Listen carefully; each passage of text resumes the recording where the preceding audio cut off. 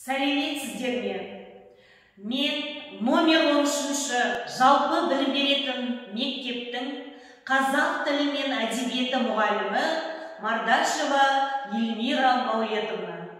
Мен сіздерге 11-ші сыныпта өткізілетін тәуелсіздік жылдарындағы жетістіктер тақырыбындағы сабағымды ұсынамын. Сабағымыздың тақырыбы тәуелсіздік жылдарындағы жетістіктер.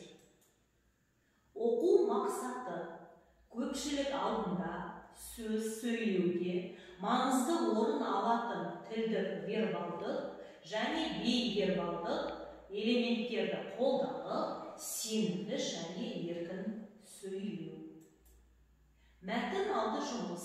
Суреттер бойынша сабағымызды болжап, сабақтың тақырыбын анықтайық.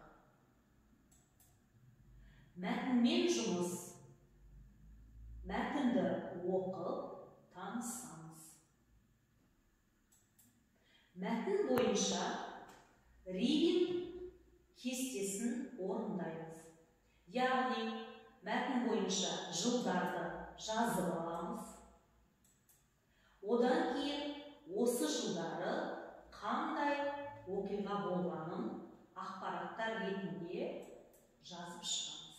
Яғни, 1991 жылы Қазақстан өз тәуелсіздігін жариялады және елбасы Семей полигонын жабу туралы жарлыққа қол қойды.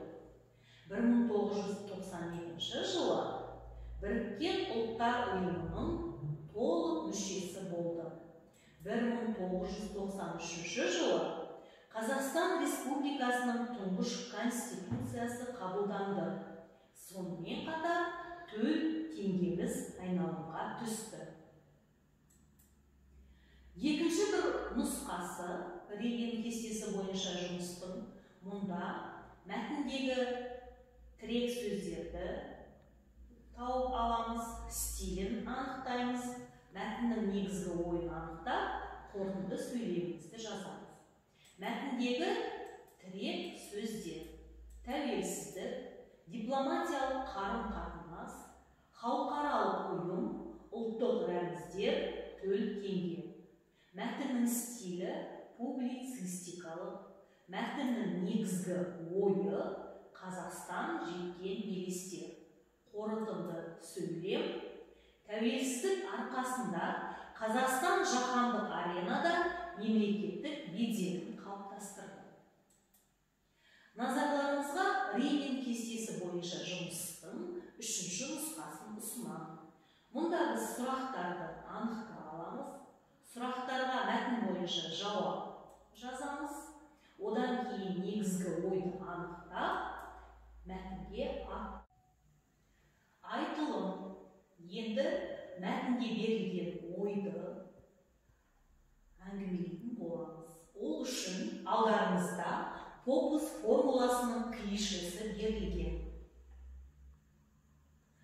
Попус формуласы бойынша өз ойын білдіреді. Яғни, бірінші сөйлем: менің ойымша Қазақстанды әлем таныды. Екінші сөйлем: себебі тәуелсіздік жылдары қазақ елі көптеген жетістіктерге қол жеткізді. Үшінші сөйлем: оны мен мынандай фактілермен дәлелдей аламын. Біріншіден, 1991 жылы 29 тамызда елбасы Семей полигонын жабу туралы жарлыққа қол қойды. Екіншіден, 1992 жылы Біріккен ұлттар ұйымына мүше болды және маусымда ұлттық рәміздер қабылданды. 1993 жылы тұңғыш ата заңын қабылдады және қарашада төл теңгеміз айналымға түсті. Халықаралық дәрежедегі жиындар мен олимпиадалар өткізді. Соңғы сөйлем: Қазақстан тәуелсіз ел. Попус формуласының екінші нұсқасы: менің ойымша еліміз тәуелсіздігін жариялап, әлем картасында тәуелсіз мемлекет ретінде пайда болғаннан кейін таныла бастады.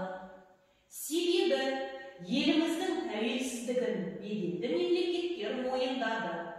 Қазақ елі көптеген жетістіктерге қол жеткізді.